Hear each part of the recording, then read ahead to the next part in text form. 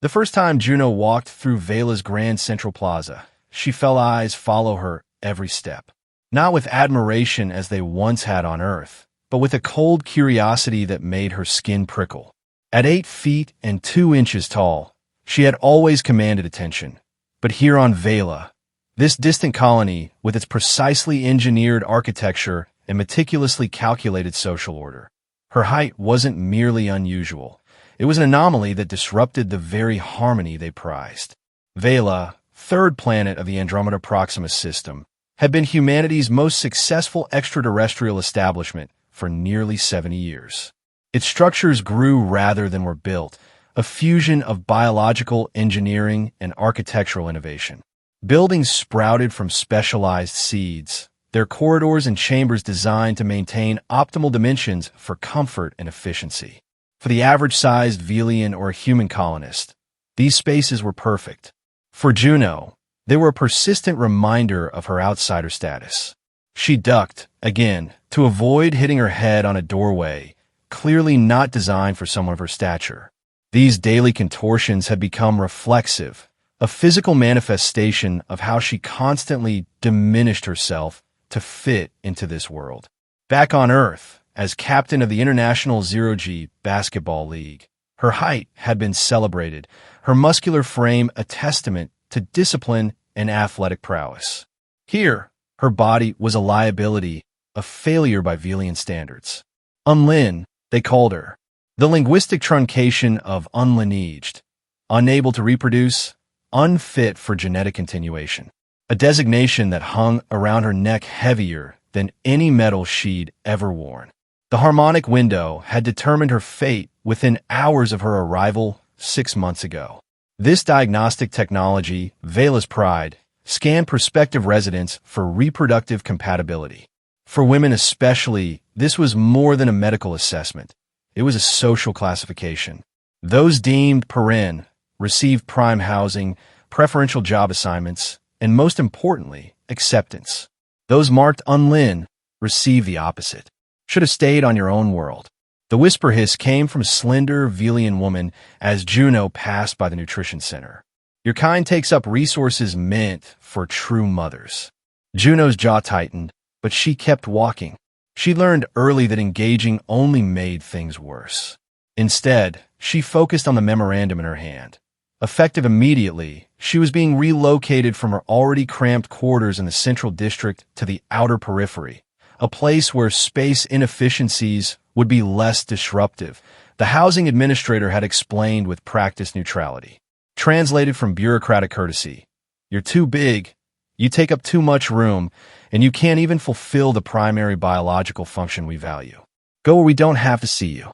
The plaza's central fountain, a living botanical structure that pulsed with bioluminescent fluid, cast rippling shadows across Juno's face as she paused to collect herself.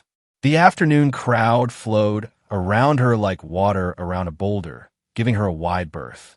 Some stared openly, others averted their eyes, as if her condition might be contagious. A group of adolescent Velians, their bodies slender and uniformly proportioned as was typical of their kind, pointed and snickered behind cupped hands. Juno had faced microaggressions before. Earth wasn't free of prejudice, but there she'd had the shield of her achievements. Here, she was nothing but her classification, unlin, functionally useless in a society that measured women's value by their ability to bear children. As the mockery from the young Velians grew louder, a sharp voice cut through their laughter. Don't you have educational modules to complete? The group scattered like startled birds. Juno turned toward the voice and found herself looking down, still, at a human man.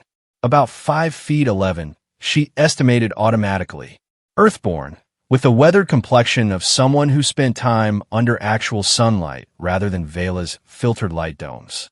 His dark hair was cropped short, practical rather than stylish, and his eyes, a deep brown that reminded her of the coffee her grandmother used to brew, met hers directly. Not with pity, not with disgust or fascination. Just recognition. For the first time in months, someone was looking at her, not at what she represented. Infrastructure techs get all the respect, he commented dryly. nodding toward the retreating youngsters. "Is that what you are?" Juno asked, her voice slightly hoarse from disuse. She'd taken to speaking as little as possible to avoid drawing attention. Among other things, he extended a hand. "Rowan Lewis, Biological Systems Maintenance." Fancy way of saying, "I fix things when they break." His handshake was firm, matter of fact, a gesture between equals. Juno felt something inside her chest shift, a tiny crack in the wall she'd built around herself. "Juno Chun," she replied, then stopped, realizing she'd given her full name, something she rarely did anymore. Names meant connections, and connections meant vulnerability. "I know," he said simply. "Not many 8-foot-tall former zero-G basketball captains around here." There was no awe in his voice, no judgment either.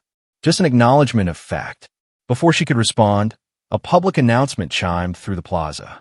All residents were reminded that the quarterly fertility festival would begin at dusk, with special ceremonies for newly designated parents.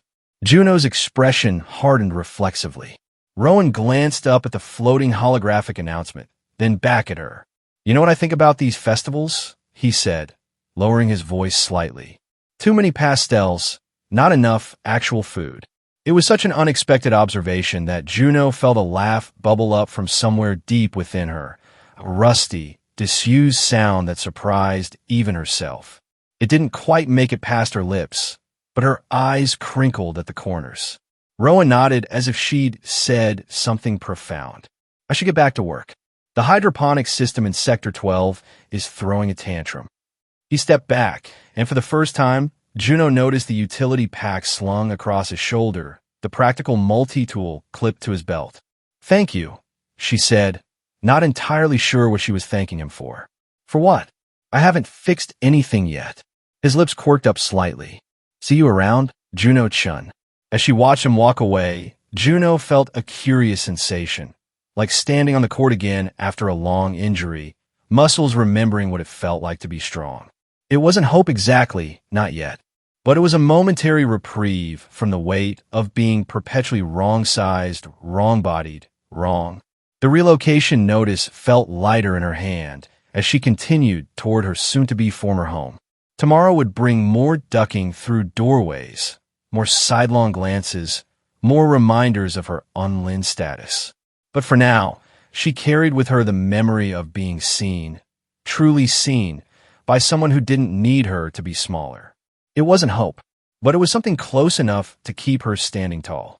The Biological Systems Maintenance Center where Juno was assigned looked like all Velian structures, partially organic, grown rather than constructed, with walls that pulsed subtly as they processed oxygen. Unlike the residential or administrative sectors, however, the maintenance center had been designed with functionality rather than aesthetics in mind. The ceilings were higher, the doorways wider to accommodate equipment. For once, Juno could stand without stooping. She had been reassigned here after her relocation, another subtle message that she belonged with machinery rather than people. Today, she was calibrating nutrient flow systems, mindless work that left her thoughts free to wander. "You've got the pressure tolerance too high." The voice came from behind her, familiar despite having heard it only once before.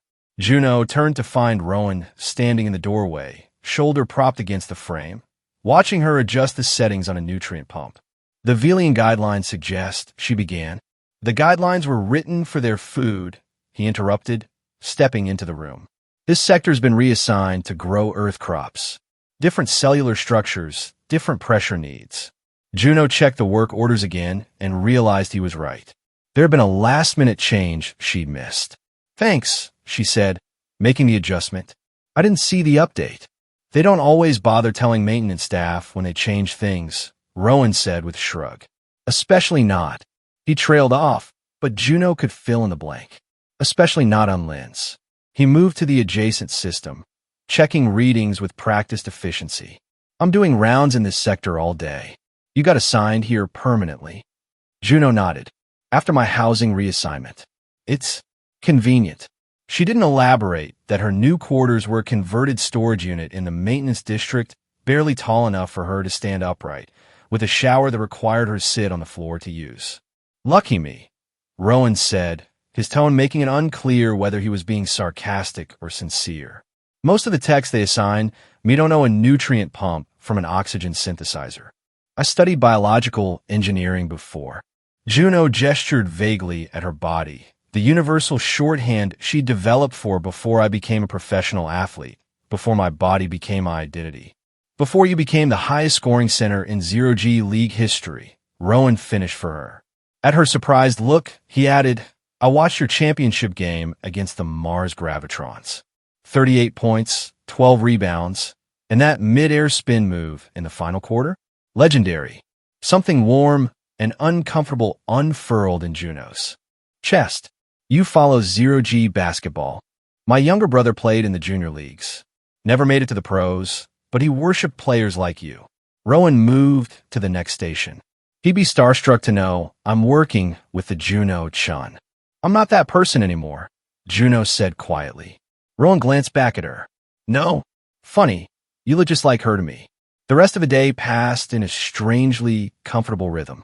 They moved through the sector, checking systems, making adjustments, occasionally exchanging observations or technical questions. Rowan didn't ask about her unlinked status or why she'd left Earth, and Juno didn't ask why a skilled technician who could have worked anywhere had chosen the isolation of Vela. At the end of their shift, they exited the maintenance center together. Outside, the colony's atmospheric regulators had initiated the evening cycle, tinting the light to a warm amber that simulated an Earth sunset. You headed back to quarters? Rowan asked as they reached the transit hub. Juno nodded, already mentally preparing herself for the cramped confines of her new living space. I'm going to grab something to eat at the commissary first, he said. They're serving actual coffee tonight, not that synthesized stuff. He hesitated briefly, then added, You're welcome to join if you want. The tables in the back corner have more headroom. The invitation was so casual, so lacking in pity or agenda, that Juno found herself accepting before she could think better of it. I haven't had real coffee since I left Earth. The commissary was relatively empty, most residents either at home or attending the fertility festival events. They found a table in the back, as Rowan had suggested, and Juno sat with her back to the room, a habit she'd developed to avoid the stairs. Rowan returned with 2 steaming mugs and a plate of what appeared to be actual bread, a rarity on Vela, where most food was nutrient-optimized protein and fiber composites. Perks of maintenance, he explained, pushing one of the mugs toward her. We get first access to the Earth-imported stuff because we're essential personnel. Juno wrapped her hands around the mug, savoring the warmth and the rich aroma. Why did you come to Vela? She asked suddenly. You could work anywhere with your skills. Earth, Mars, even the station hubs. Why here? Rowan took a slow sip of his coffee before answering. Family expectations are suffocating things, he said finally. My parents had my whole life mapped out. Follow in my father's footsteps, join the family business, marry the right kind of woman, have exactly 2.5 perfect children. He tore off a piece of bread. I needed somewhere, quiet, somewhere with enough space to hear myself think. And you found that on Vela? Juno couldn't keep the skepticism from her voice. Vela, with its rigid social hierarchies and strict biological determinism, didn't seem like a place for self-discovery. I found that in the work, Rowan corrected. These systems, he gestured around them, they don't care who your family is or what's expected of you. They either function or they don't. There's honesty in that. Juno nodded, understanding better than she expected. On Earth, after I retired from the league, people still only saw the athlete, like my body was public property. Their disappointment when I didn't want to coach or commentate or be a walking advertisement. She trailed off, surprised at how easily the words had come. She hadn't spoken about this to anyone. So you came to Vela to be more than your body, Rowan said, and they reduced you to even less.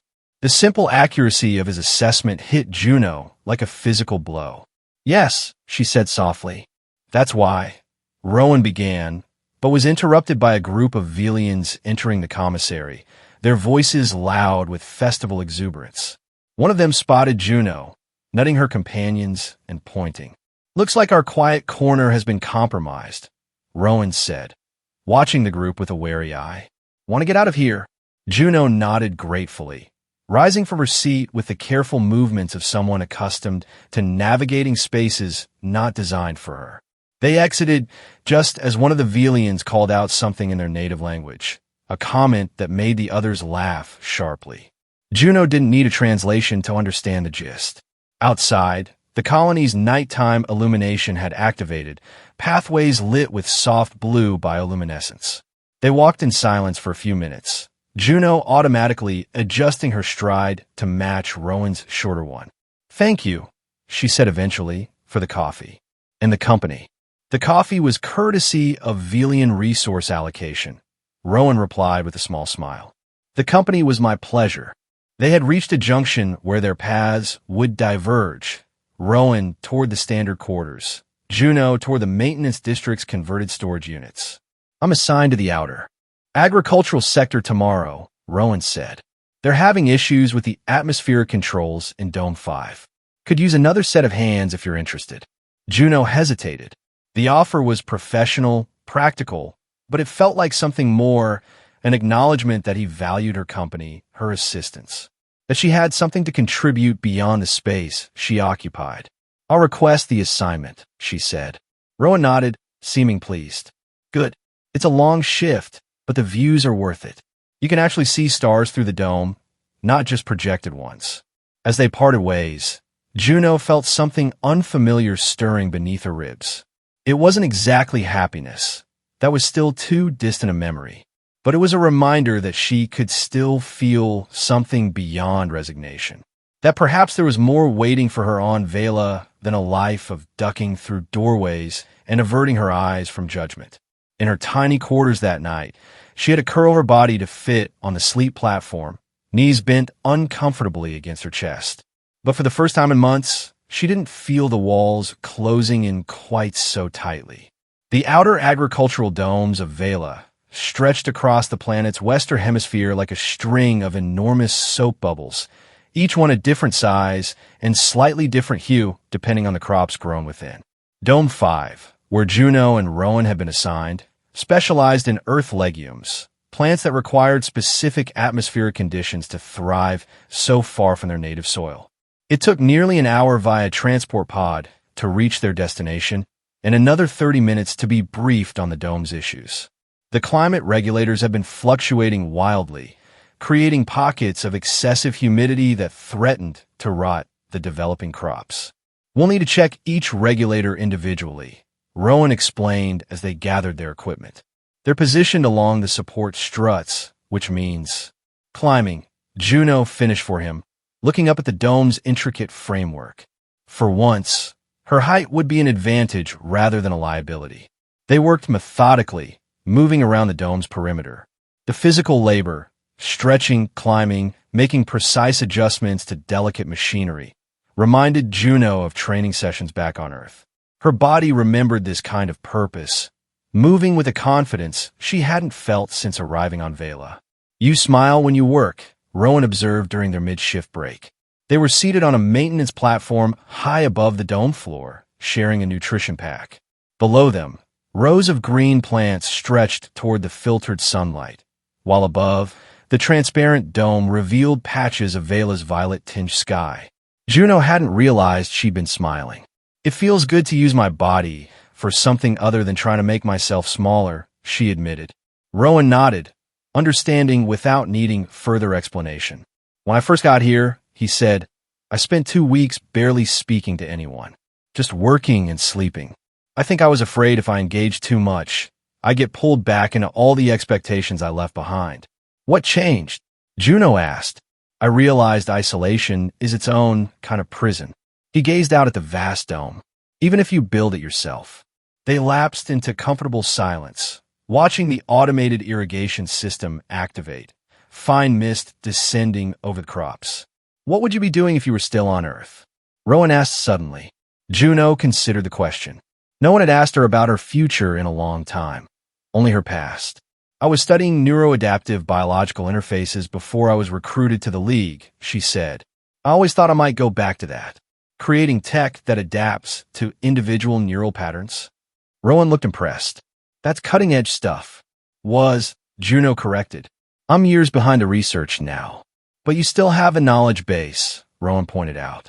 And from what I've seen, you have the technical skills to match.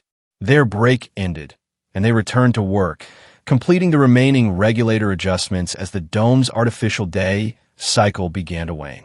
They had just finished the final calibration when an alert sounded throughout the facility, a shrill, pulsing tone that Juno had never heard before. "What's that?" she asked, tensing. Rowan's expression had turned grim. "Biostorm warning. We need to get to the shelter immediately." As if on cue, the sky beyond the dome darkened rapidly, not with clouds, but with a strange, swirling mass that seemed to absorb light rather than block it. Juno had heard of Vela's notorious biostorms, microscopic organisms that form collective masses during certain atmospheric conditions, creating acid rain and electrical disturbances that could disable technology and corrode exposed surfaces. "The transport pods will be locked down for safety," Rowan explained as they hurriedly gathered there. "Equipment. We'll have to use the dome's emergency shelter until it passes."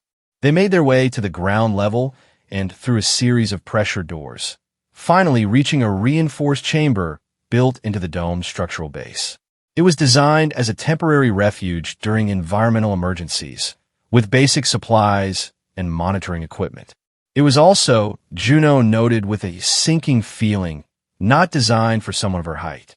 The ceiling cleared Rowan's head by about a foot, which meant she would have to remain hunched or seated for the duration of their shelter. Rowan noticed her assessment and grimaced apologetically. "The storm could last anywhere from a few hours to overnight," he said, checking the shelter's communication system. "Looks like all transport is suspended until morning at minimum." Outside, the biostorm had fully engulfed the dome. Through the shelter's small viewing port, Juno could see the swirling mass pressed against the transparent surface, occasionally releasing bursts of electrical energy that crawled across the dome like luminous spiderwebs. "At least the regulators are fixed," Rowan said, attempting to lighten the mood. "The crops won't die of humidity while we're stuck in here." Juno lowered herself carefully onto one of the shelter's bench seats, arranging her long limbs as comfortably as possible. "I've been in worse locker rooms," she remarked. Rowan checked the shelter supplies, finding emergency rations, water, and basic medical equipment. "Not quite the commissary's coffee, but it'll keep us going," he said, setting out 2 meal packs. As they ate, the storm intensified. The shelter's structure creaked under the pressure changes, and the viewing port revealed a chaotic light show as the biostorm's electrical discharges increased in frequency. "Are these common?"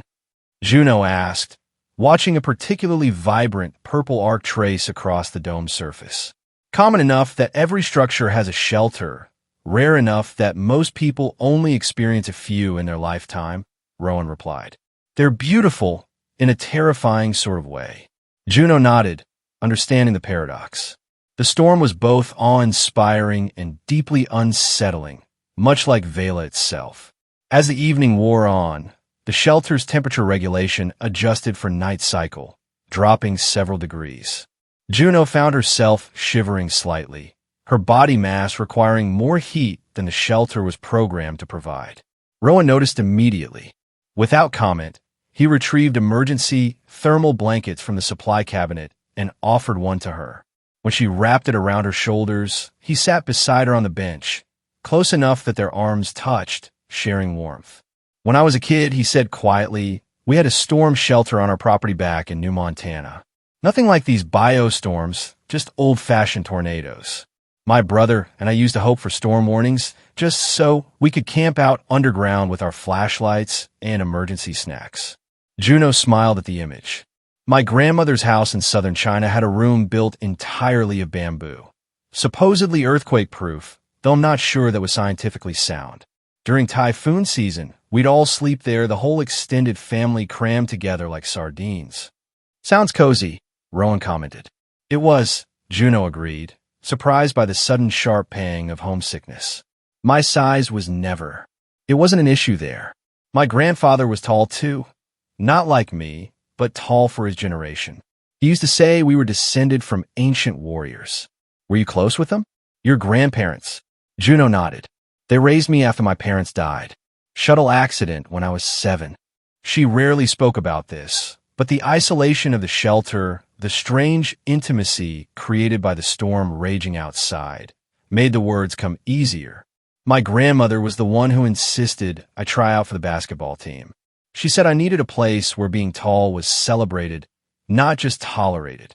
She sounds wise, Rowan said. She was. Juno's voice softened with memory. She passed away while I was competing in the lunar qualifiers. I couldn't even attend her funeral. Rowan was quiet for a moment. My family is still on Earth, he said eventually. Alive, well, and thoroughly disappointed in me.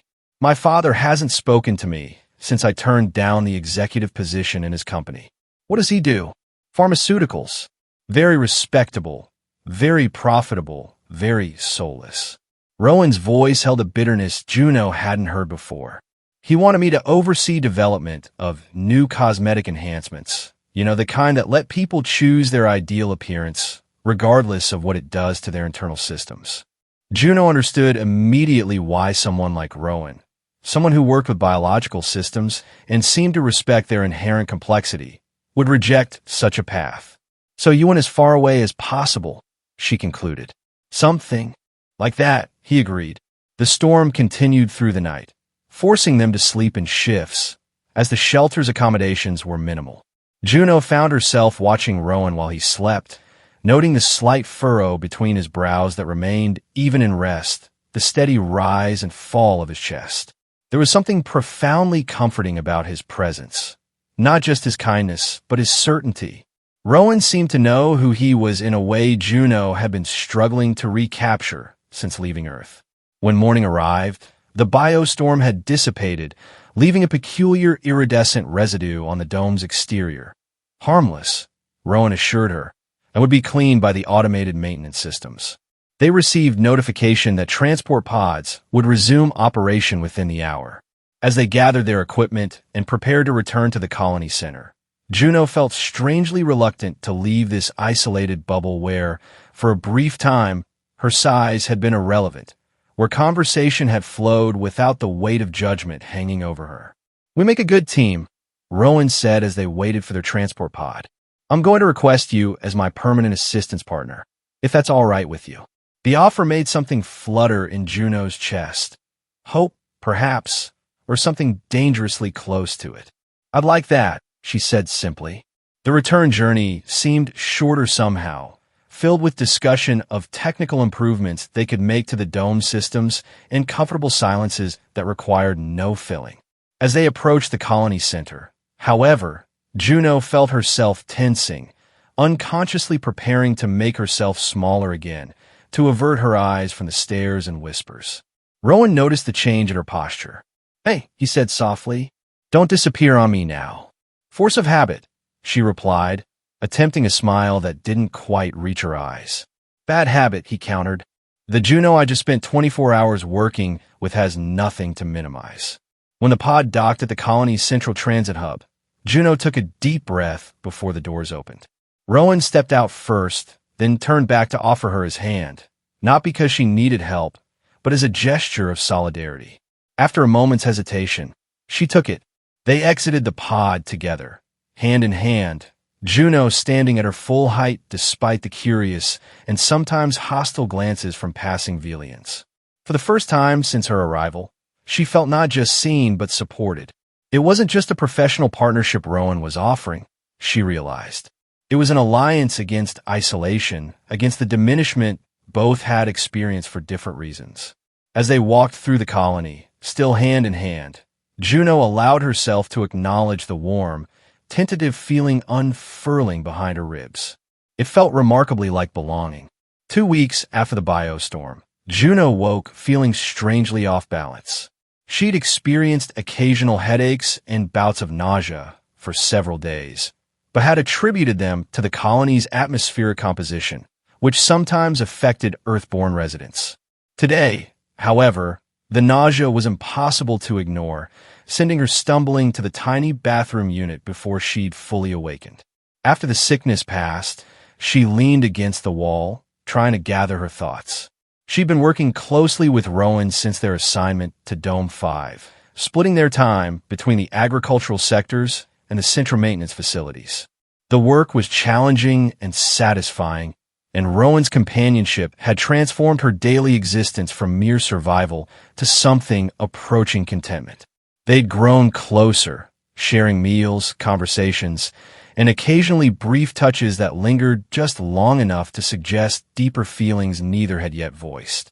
It was a tentative happiness Juno hadn't dared hope for when she'd first arrived on Vela.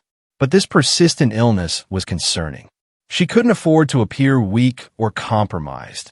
Unlin's status already placed her in a precarious position, and the thought of visiting a Velian medical facility, being scanned and assessed once again by their clinical, judgmental systems, made her stomach clench with anxiety. She managed to compose herself enough to report for duty, meeting Rowan at their usual junction point near the transit hub. His smile of greeting faded quickly to concern when he saw her face. "You look pale," he said without preamble. "Are you all right?" "Just a little under the weather," Juno replied, attempting nonchalance. "Nothing serious." Rowan's expression made it clear he wasn't convinced, but he didn't press the issue. "We're assigned to the central processing plant today," he said. "Routine maintenance, nothing strenuous." Throughout the morning, Juno struggled to focus on their tasks. The processing plant's environment, warm, humid, filled with the subtle organic scents of the colony's food production, intensified her nausea. By midday, even Rowan's patience had limits. "That's the third time you've miscalibrated that sensor," he said, gently but firmly taking the diagnostic tool from her hands. "Something's wrong, Juno. And don't tell me it's nothing, because we both know that's not true." Juno sighed, too exhausted to maintain the pretense. "I've been feeling sick for a few days," she admitted. "It's probably just an adjustment reaction to something in the environment. Or it could be something that needs actual medical attention," Rowan countered. "Have you been to the health center?" Juno's expression hardened. "You know what happens when unlins go to medical. We're not exactly priority cases." Rowan ran a hand through his hair, a gesture she'd come to recognize as a sign of frustration. "There's a small med station in the agricultural sector," he said after a moment. "Primarily serves the technical staff. No Velian administrators, just a basic diagnostic system and a human doctor who doesn't give a damn about classifications." The suggestion was tempting. A facility away from the colony center, away from the scrutiny and judgment that accompanied every interaction with Velian institutions. "We can go after shift," Rowan added. "I'll come with you." The simple offer of companionship, of not having to face another clinical assessment alone, was what finally convinced her. "All right," she agreed. "But if they start talking about resource allocation or optimization protocols, I'm leaving." Rowan's smile returned, relieved. "Deal." The agricultural sector's medical station was indeed small, consisting of a single examination room, basic diagnostic equipment, and a tired-looking human doctor who introduced herself as Dr. Miriam Okoye. She had the weathered complexion of someone who spent significant time in the agricultural domes and spoke with an accent Juno couldn't quite place. "Maintenance staff?" she asked, looking between them. "Yes," Rowan confirmed. "My colleague's been experiencing some concerning symptoms." Dr. Okoye turned her attention to Juno, her gaze clinical but not unkind. "What seems to be the problem?" Juno described her symptoms: nausea, particularly in the morning, occasional dizziness, fatigue, while the doctor listened attentively, showing no reaction to Juno's unusual height or build. "Let's run some basic diagnostics," Dr. Okoye said, gesturing to examination platform. "This isn't one of their harmonic windows," she added, correctly interpreting Juno's hesitation. "Just standard medical scanning equipment. No classifications, no judgments." The scan took less than 5 minutes. Dr. Okoye studied the results on her tablet, her expression changing subtly as she scrolled through the data. Finally, she looked up, her eyes moving between Juno and Rowan with a new intensity. "I need to confirm something," she said carefully. "Would you consent to a more specific scan? It's non-invasive, just more targeted." Juno felt a flutter of anxiety, but nodded her agreement. The second scan was quicker than the first. When it completed, Dr. Okoye set down her tablet and regarded Juno with an expression that seemed to combine professional concern with personal amazement. MS. Chun, she said slowly. According to these results, you're approximately 7 weeks pregnant. The words seemed to hang in the air, impossible and absurd. Juno heard Rowan's sharp intake of breath beside her, but couldn't turn to look at him. She was frozen, the doctor's statement failing to compute. That's not possible, she finally managed. I was classified unlin when I arrived. The harmonic window determined I can't conceive. Dr. Okoye's expression remained neutral, but her eyes were kind. The harmonic window is a Velian technology designed for Velian physiology, she explained. Its accuracy with human subjects, especially those with unusual physical characteristics, has never been independently verified. She glanced at her tablet again. But these readings are quite clear. You're carrying a viable embryo, developing normally despite your unique circumstances. Juno felt the room tilt slightly, and Rowan's hand appeared at her elbow, steadying her without a word. This changes your status, Dr. Okoye continued, her voice lowering. Once the colony administration confirms your pregnancy, your classification will be reassessed. The implications crashed over Juno in waves.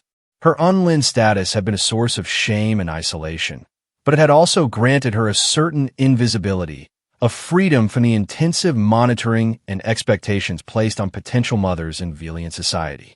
Is there? She began, then stopped, unsure how to phrase her question. Dr. Okoye seemed to understand. All medical information is confidential, she said carefully. This facility isn't directly connected to the colony's central database. Nothing will be reported until you decide how to proceed. Juno nodded, grateful for the doctor's discretion. How, she asked. How is this possible when they said it wasn't? The harmonic window evaluates reproductive potential based on Velian standards, Dr. Okoye explained. It measures pelvic structure, hormone levels, egg viability, but all calibrated to Velian optimal parameters. Your physiology is not just human, but extraordinary even by human standards. The window likely flagged your differences as reproductive incompatibilities. She paused. In simpler terms, they designed a measurement system that couldn't account for someone like you. The irony wasn't lost on Juno.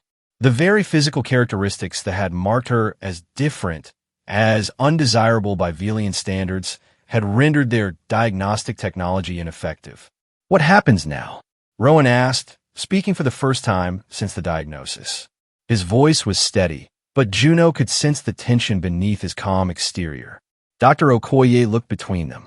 That depends on what you want, she said to Juno. Medically, there's no reason this pregnancy can't proceed normally, despite what the harmonic window predicted. But socially, politically, when the colony learns that their classification system failed, that someone marked unlin is carrying a child.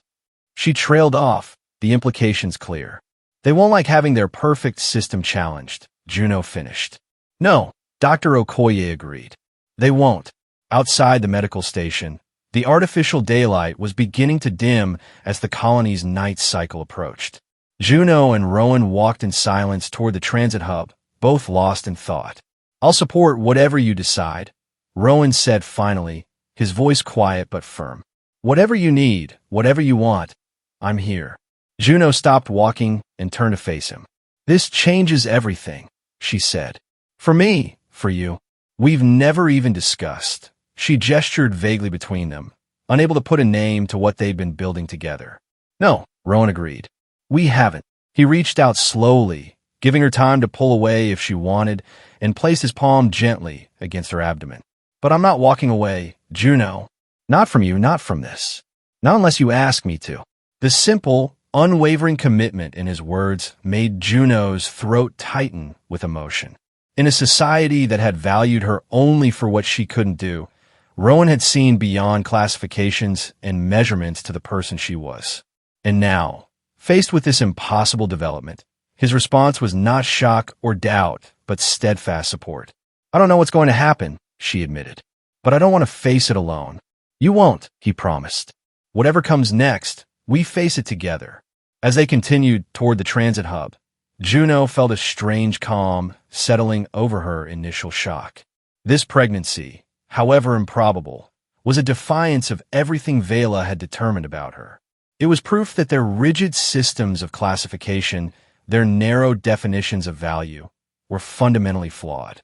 The child growing inside her, hers and Rowan's, was not just a baby. It was a challenge to an entire world's way of thinking. And for the first time since arriving on Vela, Juno felt something powerful and unfamiliar rising within her. It wasn't just hope, it was purpose. By the third month, Juno could no longer hide her condition. Her already distinctive presence in the colony became further pronounced as her body changed to accommodate the growing child, a child that, according to every Velian medical protocol, should not exist. She and Rowan had kept the pregnancy secret as long as possible, with Dr. Okoye's help. But when Juno collapsed during a routine maintenance assignment due to low blood pressure, she was taken to the colony's central medical facility. There, the harmonic window, the very technology that had classified her as unlin, confirmed what was now undeniable. Juno Chun, deemed reproductively incompatible, was carrying a healthy fetus. The news spread through the colony like a biostorm, disrupting the carefully maintained social order. Juno found herself the center of unwanted attention once again. But this time, the stares held confusion and uncertainty rather than mere disdain. "The council has requested your presence," the administrator informed her, standing awkwardly in the doorway of the medical recovery room where Juno had been kept for observation. "Both of you," he added, glancing at Rowan, who hadn't left her side since the collapse. The Velian council chamber, like all important spaces in the colony, had been designed to impress and intimidate. Ceiling vaults soared overhead, embedded with living bioluminescent organisms that cast a cool, ethereal light over the proceedings. The council members, 5 Velians and 2 humans, sat on an elevated platform, looking down at Juno and Rowan as they stood in the center of the circular floor. "Subject Juno Chun," began the chief counselor, a Velian woman, whose slender form and perfect proportions epitomized the aesthetic ideal of her kind. "You were classified unlin upon your arrival, based on comprehensive harmonic scanning that determined your reproductive incompatibility." She paused, her expression unreadable. "And yet, you now present with a viable pregnancy, confirmed by multiple diagnostic systems." It wasn't a question, so Juno remained silent. "This represents a significant anomaly," continued another counselor, an elderly Velian man whose skin had the translucent quality of the very old. "One that calls into question the reliability of our most fundamental classification technology." "Or perhaps," interjected one of the human counselors, a woman with silver-streaked hair and sharp eyes, "it calls into question our reliance on technology to determine human value." A murmur rippled through the observers gathered at the chamber's periphery. The chief counselor silenced them with a gesture. "Regardless of the philosophical implications," she said, "we are faced with a practical dilemma. Our medical protocols, our housing allocations, our entire social structure is based on accurate classification. Subject Chen's condition undermines these systems." "My name is Juno," Juno said, her voice carrying clearly across the chamber. "And I am not a dilemma. I'm a person carrying another person. The only problem here is that your technology failed to account for that possibility." The council chamber fell silent. No unlin had ever addressed the council so directly, so defiantly. "The harmonic window has been refined over generations," responded the chief counselor, a note of stiffness entering her voice. "It has guided our colony's development, ensured our resources are optimally allocated." "It was wrong," Juno interrupted. "It was wrong about me. How many others has it been wrong about? How many people have you cast aside, labeled as unlin, when they might have had their own potential you couldn't measure?" Rowan stepped forward, standing shoulder to shoulder with Juno. "The window was designed for Velian physiology," he added, his tone more diplomatic but no less firm. "It wasn't calibrated for the full range of human variation. Juno's case proves its limitations." The silver-haired human counselor was nodding slowly. "This has important implications for our human integration policies," she noted. Perhaps it's time to reevaluate our classification systems, particularly for Earth-born residents. Debate erupted among the counselors, technical arguments about calibration and measurement thresholds, mixing with broader concerns about colony resources and social stability. Juno stood steady throughout, one hand resting protectively over her abdomen, Rowan a solid presence beside her. Finally, the chief counselor raised her hand for silence. The council will need time to assess the full implications of this development, she announced. In the meantime, subject, she paused, correcting herself, Juno-chan will be reclassified as Perrin and granted appropriate accommodations and medical monitoring. It was less than Juno had hoped for, but more than she had expected. As she and Rowan exited the council chamber, they found a small crowd had gathered outside. Maintenance workers, agricultural technicians, and even a few young Velians, watching with undisguised curiosity. "Is it true?" asked one of the maintenance workers. "The window was wrong." Juno nodded, suddenly aware that her case represented something beyond her personal circumstances. She had become a symbol, proof that the system's judgments were fallible, that those deemed unworthy might in fact have unexpected value. Their new quarters were in the colony's residential heart, a space designed for expectant parents that included, for the first time since her arrival, ceilings high enough for Juno to stand without stooping. The medical monitoring was intensive, teams of Velian specialists evaluating every aspect of her pregnancy with a combination of scientific curiosity and barely concealed apprehension.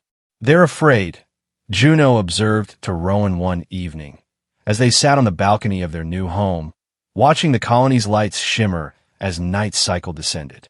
Not just that their technology was wrong, but what it means for their entire worldview.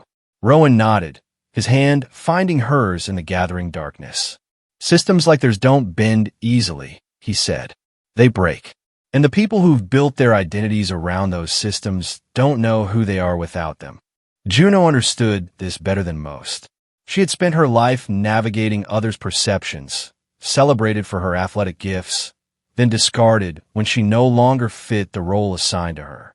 On Vela, she had been reduced to a classification, a problem to be managed.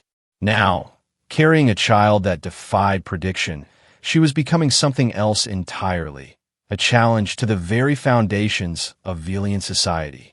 "What kind of world will our child grow up in?" she wondered aloud. "Here, where everything is measured and classified, or Earth, where we'd be free but disconnected from what we've built here?" Rowan was quiet for a long moment. "Maybe neither," he said finally. "Maybe something new, something we help create." The idea took root in Juno's mind, growing alongside the child within her. The possibility that her impossible pregnancy might be the catalyst for change, not just in her own life, but in the rigid structures of the colony itself. As her pregnancy progressed, the colony's reaction evolved from shock to a wary fascination. Young Velians in particular seemed drawn to her story, some even daring to approach her in public spaces with questions that revealed their own doubts about the classification system that awaited them as they matured.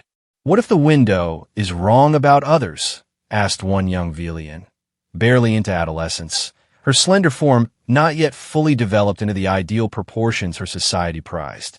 "What if being different doesn't mean being less?"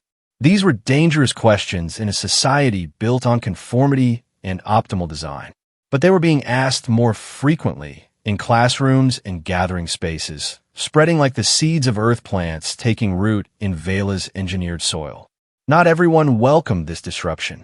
A faction of conservative Velians, led by several influential council members, argued that Juno's case was a dangerous anomaly that should be contained, not celebrated. They pushed for stricter classification protocols, more rigorous testing, anything to preserve the system that had defined their society for generations. The tension came to a head in Juno's 7th month, when complications arose that even Dr. Okoye couldn't fully explain.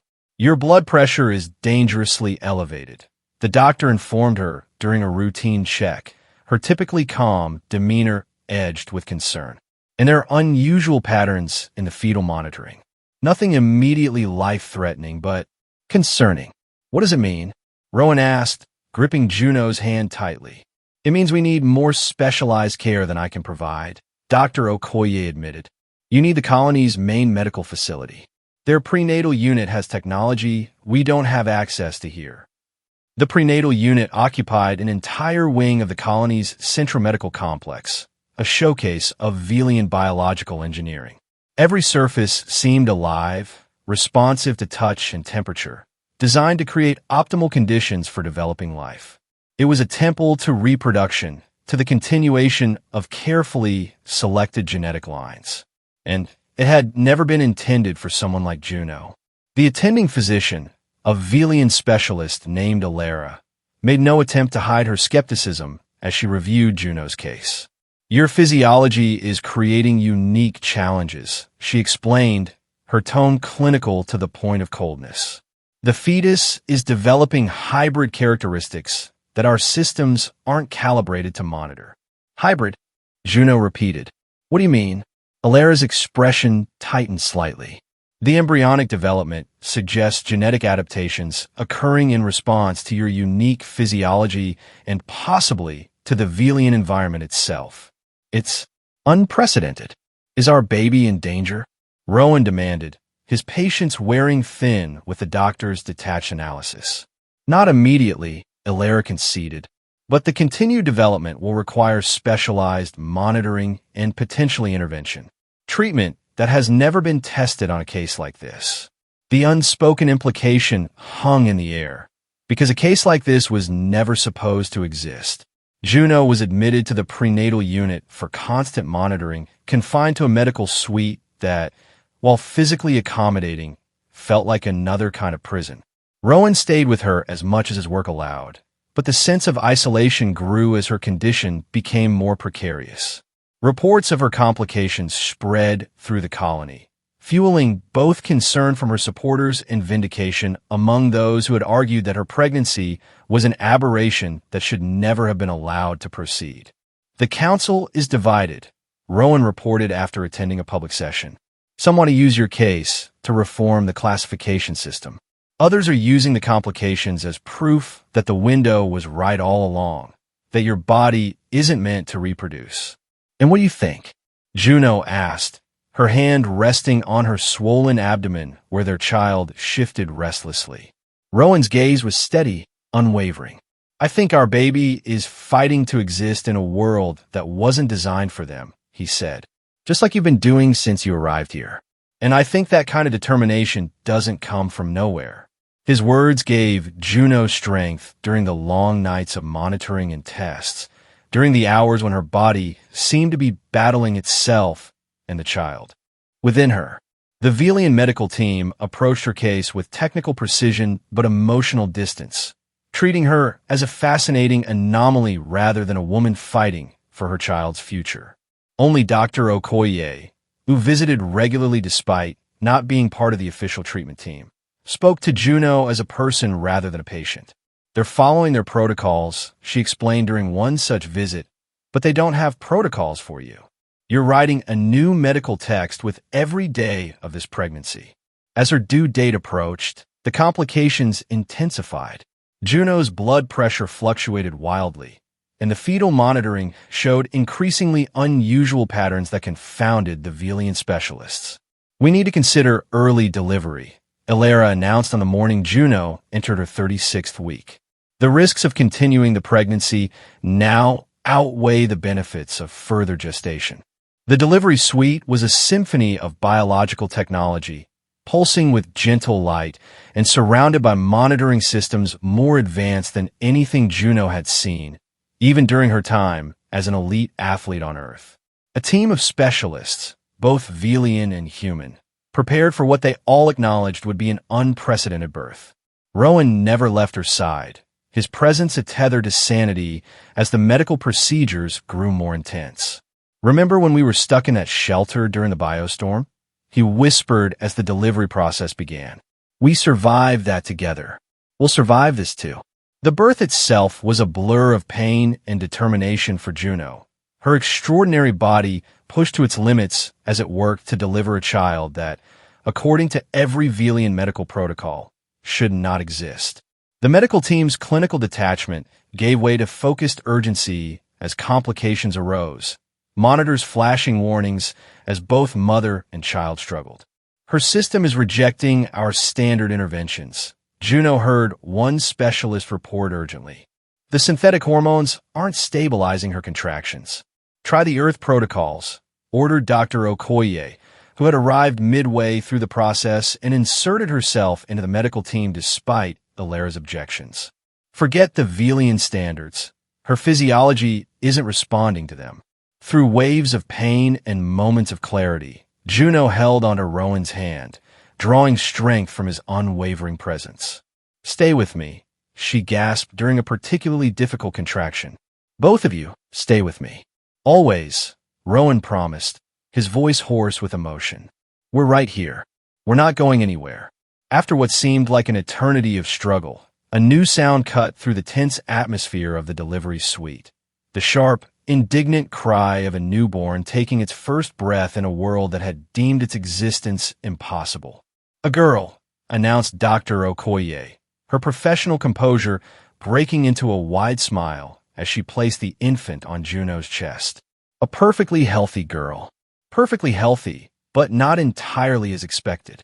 As Juno and Rowan gazed down at their daughter, they could see the uniqueness inscribed in her very being. She was larger than typical newborns, with a robustness that echoed Juno's powerful frame, but there were subtle differences, a faint iridescence to her skin that caught the light like the aftermath of a biostorm, eyes that seemed to shift color as she blinked up at her parents. "She's adapted," murmured Alara, her scientific curiosity temporarily overcoming her clinical distance. Her cellular structure shows marks of Velian environmental influence. It's as if her development incorporated elements of the world around her. "She's perfect," Juno corrected softly, cradling the newborn against her chest, feeling the strong, steady heartbeat against her own. "She's exactly who she was meant to be." The news of the successful birth spread through the colony with unprecedented speed. The child who shouldn't exist had arrived, healthy and thriving, a living contradiction to the certainties that had structured Velian society for generations. In the days that followed, as Juno recovered and bonded with her daughter, whom they named Aurora, for the Earth dawn they both missed and the new beginning she represented, the colony began a painful, necessary process of reevaluation. The council convened emergency sessions to discuss the implications of Aurora's birth. The harmonic window's limitations were officially acknowledged for the first time, with recommendations for revised protocols for Earthborn residents. The term unlin began to disappear from official communications, replaced by more neutral language about diverse family structures. These were small changes, the beginning of what would surely be a long and difficult transformation. But they were changes nonetheless, cracks in the rigid foundation of a society that had valued measurement over meaning. 6 months after Aurora's birth, Juno stood on the observation deck of the agricultural dome where she and Rowan had sheltered during the biostorm, her daughter secured against her chest in a carrier designed specifically for her unique frame. Aurora gurgled happily, reaching out with chubby fingers toward the stars visible through the transparent ceiling. "She loves it out here," Rowan observed, joining them after completing his maintenance checks. "Just like her mother." Juno smiled, watching as Aurora's skin caught the starlight, the subtle iridescence flaring briefly before settling back to a more human tone, one of many small but remarkable adaptations they'd observed as she grew. "The council approved our proposal," Rowan said, his voice quiet but excited. "We can establish the outpost in the eastern sector. Independent housing, combined Earth-Velian architecture, open to anyone who wants to join, regardless of classification." It was the future they had begun imagining during Juno's pregnancy. A community at the colony's edge where rigid classifications wouldn't determine worth, where differences would be studied and celebrated rather than corrected or hidden away. A place where Aurora could grow up neither constrained by Velian standards nor disconnected from the world of her birth. "How many families have applied so far?" Juno asked. 23, Rowan replied. "Mostly mixed human Velian couples, some unlin who want a fresh start, A few researchers who are interested in studying Aurora's development in a less clinical way. And the conservatives? Rowan shrugged. Some are calling it segregation, saying we're undermining colony cohesion. Others are quietly relieved to have us establishing our own space, away from the central districts. Juno nodded, understanding the complex reactions their initiative had provoked. Change never came easily, especially to a society built on certainty and control. Their outpost would face challenges, resistance, perhaps even failure.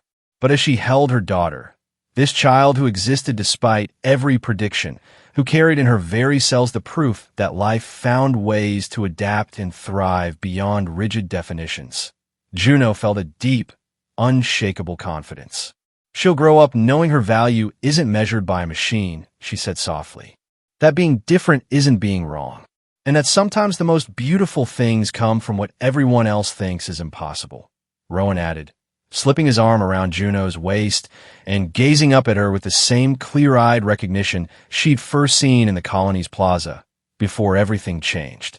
Aurora reached out, her tiny hand gripping Rowan's finger with surprising strength, creating a physical link between the three of them, a family that no classification system had predicted or permitted, yet existed nonetheless. Outside the dome, Vela's violet sky deepened toward evening, stars emerging one by one. Inside, Juno stood at her full height, her head clearing the archway without stooping, her daughter secure in her arms, her partner by her side. No longer too big, no longer cast out. Simply finally home.